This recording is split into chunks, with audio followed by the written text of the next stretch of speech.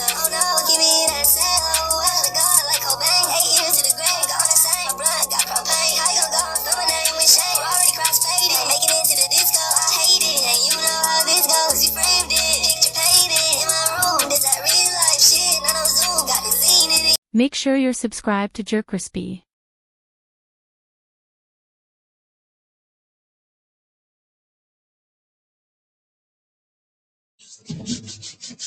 What's up, y'all? Show some most does the most. JerCrispy, back on another. JerCrispy, look back to another video. Hip hop most commercial, commercial albums. Explain. It should say hip hop most creative album. Explain.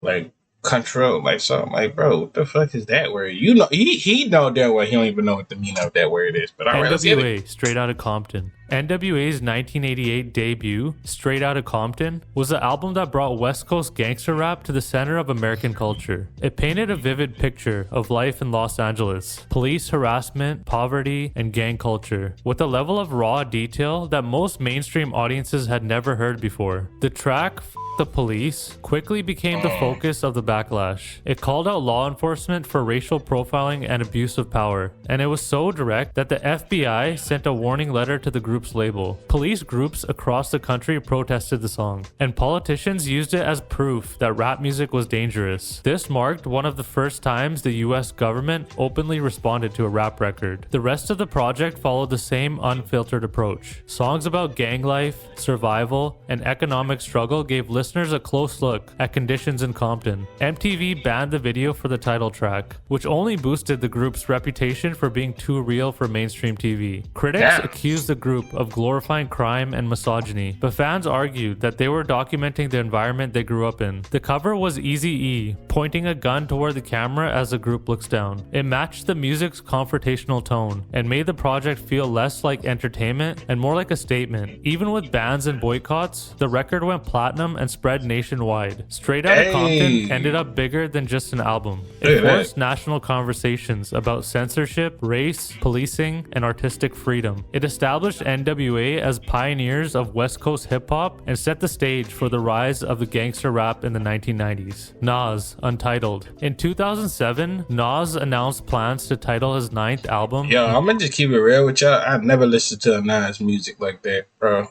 Like low-key saying, I just keep it a nice good book with y'all. And y'all probably gonna be like, oh my god, you never listened to Nas. He was in your era, 2000 and all of that. And I'm like, bro, no, I never listened to Nas. Like the only thing I heard about Lil Nas when he made that song with Lil Nas X, my nigga, we was in different time periods. My nigga, I was in 2005. I'm a 2005 baby. I'm not back in the day. Like Tupac was no more, and Michael Jackson and Snoop Dogg was more known, and Ice Cube was more known than Nas. And Jay-Z and all them other niggas. And watch a nigga in the comments go be like, JerCrispy, Nas was actually top 5. I'm like, in your opinion, yeah, he was actually top 5. Like I guess. Hey, like I know Andre 3000. If I know Nas, I know this not no disrespect to Nas and stuff like that. Now, if I go do a deep dive on Nas music, then I might fuck with his music. You know, no disrespect, you know. Shout out to all the OGs that been making it. They're still alive, you know. Ain't got, you know, passed. And shout out to all the dudes, you know. Tupac, all them other dudes who, you know, passed away before they entered another turn on to their prime to it. You know, it is what it is.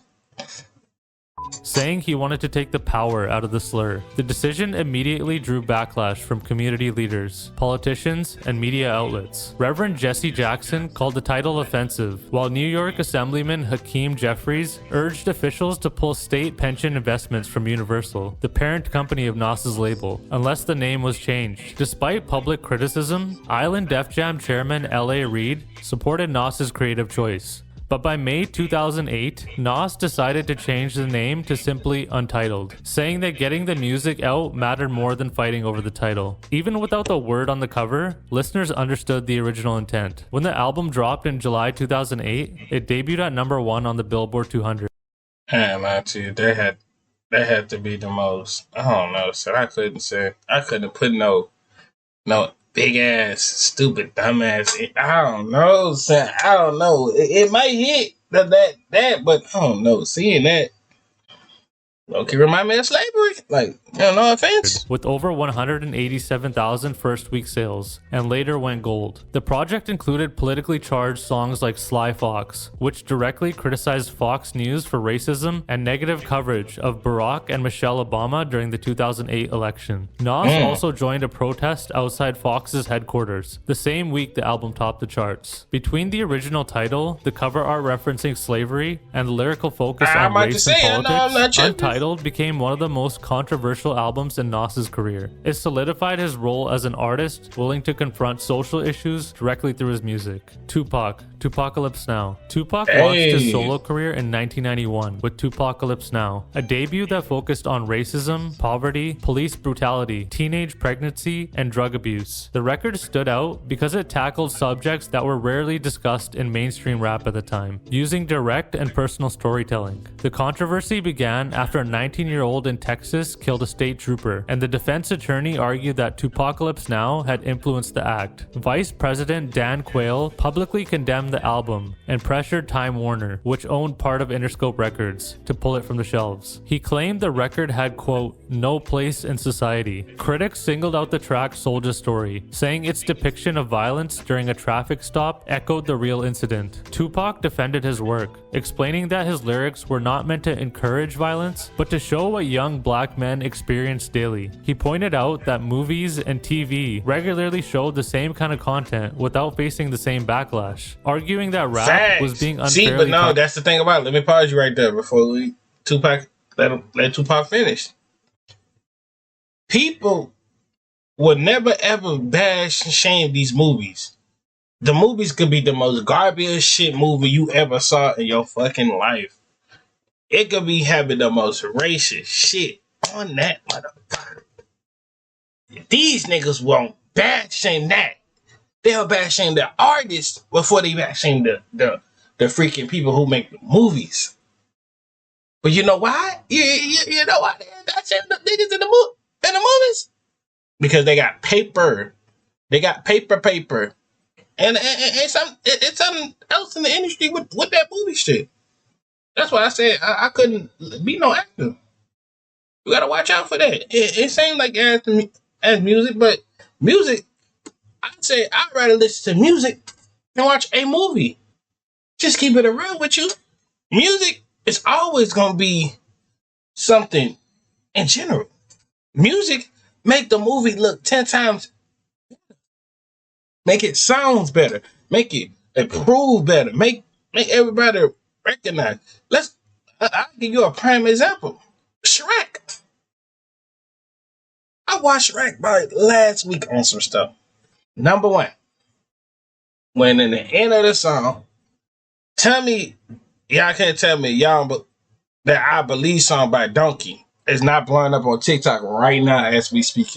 If you go look up I Believe on TikTok, they got niggas dancing to that song and stuff like that. Music is more popular than movies. That's just me though. It just depends. Targeted. The pushback ended up increasing attention around the album. Instead of being silenced, Tupac's message spread further, helping him build a reputation as one of hip-hop's most outspoken voices. The controversy laid the foundation for his rise as an artist who blended music with political and social commentary. Eminem, the Marshall Mathers LP. Eminem's 2000 release, the Marshall Mathers LP, became one of the most controversial albums in rap history for its graphic violence, misogyny, and attacks on celebrities. 1980s. Songs took aim at pop stars like Christina Aguilera, Britney Spears, and NSYNC, while others focused on his ex-wife Kim and his own mother. The mix of personal references and extreme storytelling blurred the line between fiction and reality. Women's rights groups, government officials, and public figures condemned the record. Lynn Cheney, wife of Vice President Dick Cheney, publicly criticized it, and Canadian authorities briefly considered blocking Eminem from performing during his anger management tour. Even the original cover art, Eminem sitting with alcohol and pills, drew backlash and was later changed. Despite protests, the album was a massive commercial success. It sold 1.78 million copies in its first week. Okay, topped the Eminem, Billboard 200, I was and talking about you the other video, because you were disrespecting MJ. But you're doing something. You did something right here. Sometimes I just have to say my words. You just push that little boundary. It is what it is, though. 11 times platinum in the US. It also won Best Rap Album at the 2001 Grammy Awards. XXX Tentacion, 17. X released his debut album 17 in 2017, centering on R.I.P. to X. Low key, X and Juice actually wanted me to make more sad songs like that ass. And sooner or later down the line, I would make some more sad. I would start making some sad songs and start expressing more deeper level on anything, and YB too. So shout out to them three. Themes of depression, heartbreak, and mental health. The stripped-down production and emotional delivery connected deeply with young listeners, but the raw and unpolished sound also divided critics and audiences. The controversy surrounding the project was tied to X's personal life. At the time, he faced serious legal charges involving domestic abuse against his then-pregnant girlfriend. This led many... Why are females? That's everybody's favorite word, favorite thing to use. Yeah, he was we're just gonna show this abuse with BUT. Abuse. We're just gonna call it abuse. So abuse. Female love abuse so bad. I don't know why females like to do abuse that bad. I don't know. They doing it to rapper, artists, or rapper, NBA, sport people who play sports, famous people, commentaries, movie actors, just like anybody. That's faint. I'm not saying, you JerCrispy, you just don't like females at all. What? What you mean? I love women to the truth of my heart. I love women to death. I could have never. I love women way too much to be, to not just be, But sometimes, some women just got a wrong to the right. And some females just don't know how to take accountability. But that abuse is true.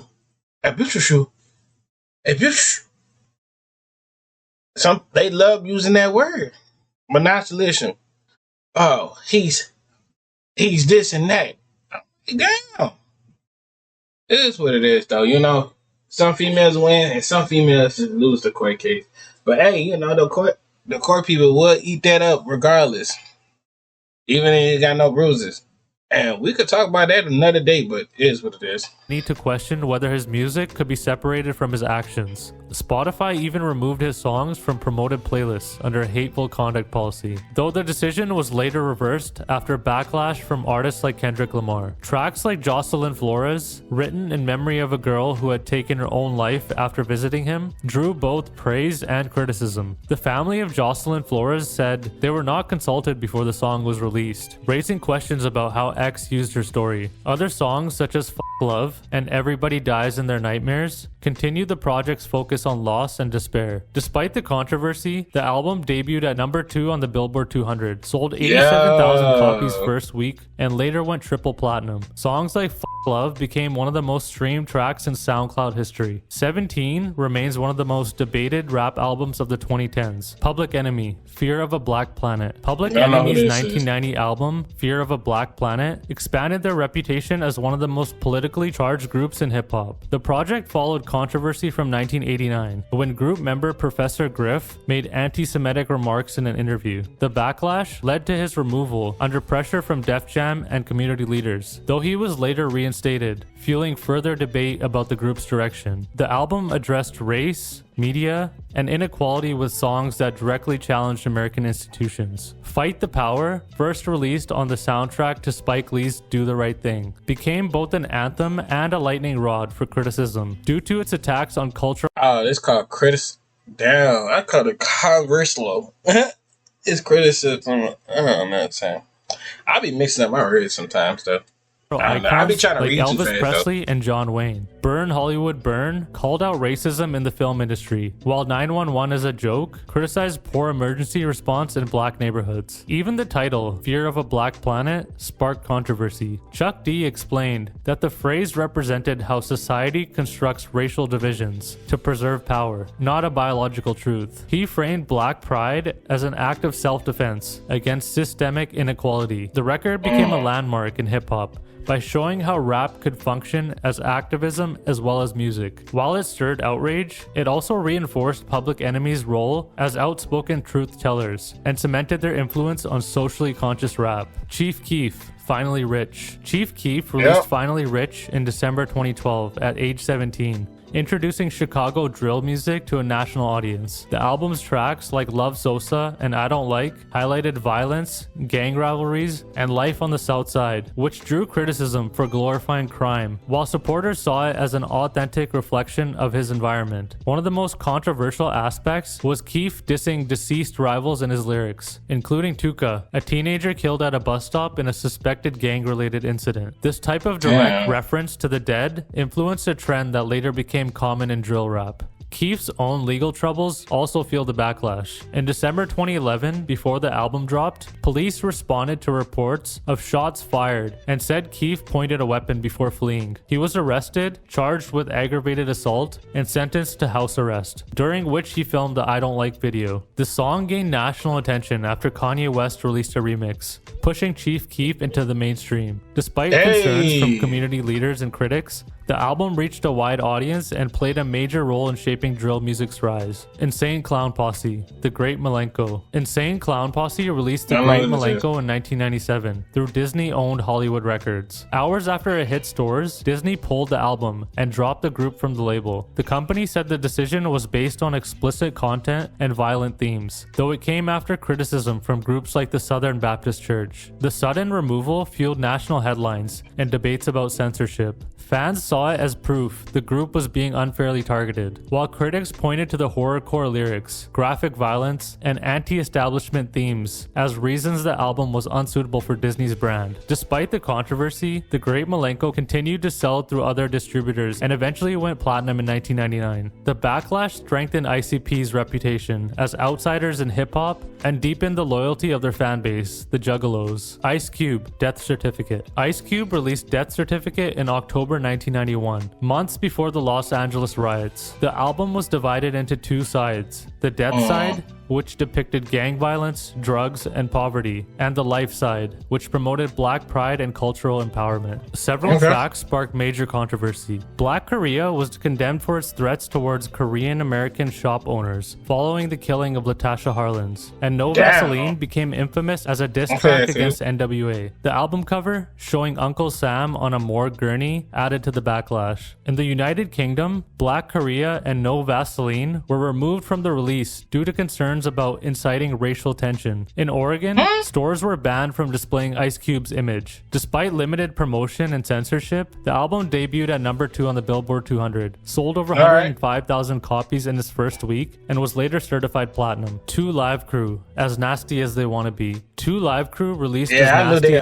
I know they were about to criticize this one. As They Wanna Be in 1989. The album featured sexually explicit lyrics and artwork that immediately drew attention from politicians and community leaders. Its single, Me So became a national hit, reaching number 26 on the Billboard Hot 100 and number 1 on the rap charts. In 1990, a Florida judge ruled the album legally obscene, making it the first rap record to receive such a ruling. Record store owners were arrested for selling it, and members of the group were detained after performing the songs live. The group argued this violated their First Amendment rights and fought the case in court. In response, they released Banned in the USA, which carried the first ever parental advisory sticker. The album directly addressed the legal battle and criticized officials like the Broward County Sheriff who had targeted them. The case became a landmark moment in the fight over censorship in hip-hop, with 2 Live Crew ultimately winning their appeal. You know that's crazy. You know that's crazy though? It be your own kind to do some stuff like that to you.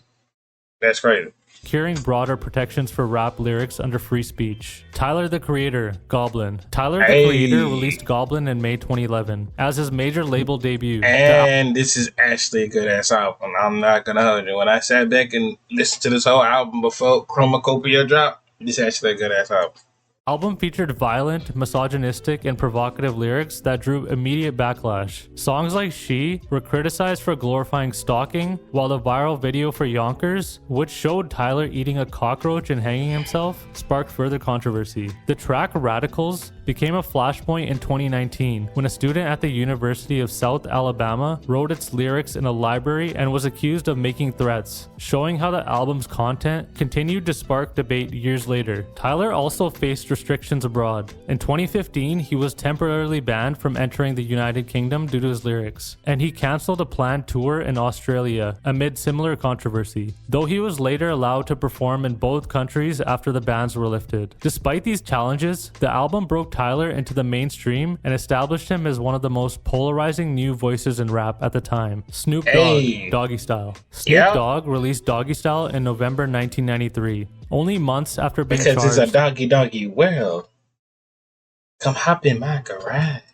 In a highly publicized murder case. The legal battle put him under intense media scrutiny and added to the controversy around the album's release. The project debuted at number 1 on the Billboard 200, selling over 800,000 copies in its first week, one of the strongest openings of the decade. Songs like Murder Was the Case took on new meaning in light of Snoop's legal troubles, even though it had been written before the incident. The album faced criticism for explicit content, violent themes, and its portrayal of women. Tracks like Serial Killer and Ain't No Fun were singled out by activists and politicians as examples of gangster rap's negative influence. The cartoon-style cover art, which featured sexual imagery, also added to the controversy. Despite the backlash, Doggy Style went quadruple platinum within a year and became one of the most influential West Coast rap debuts of all time. This is one of the vinyls I am trying to get because they got some good songs on here too. Dr. Dre, The Chronic. Dr. Dre released The Chronic in December 1992 under Death Row Records. The album blended heavy funk samples with gangster rap lyrics and was closely tied to the aftermath of the Los Angeles riots earlier that year. Tracks like The Day the Took Over directly referenced the unrest following the Rodney King verdict around the killing of Latasha Harlings. The project drew controversy for celebrating weed culture, using violent and misogynistic lyrics, and strengthening Death Row's image as a label rooted in street culture. Dre's feud with former NWA member Eazy-E also played out on the record, adding to its notoriety. An unreleased track called Mr. Officer, leaked years later, revealed Dre's criticisms of LAPD Chief Daryl Gates, further tying the album to debates about police brutality. Despite the Anyways, y'all. Hope y'all enjoyed the video. Make sure to comment, subscribe, follow our social media, pop on the screen. See y'all when I see y'all. Lay y'all to the bottom of my heart. We're on the road to 500, and I'm out.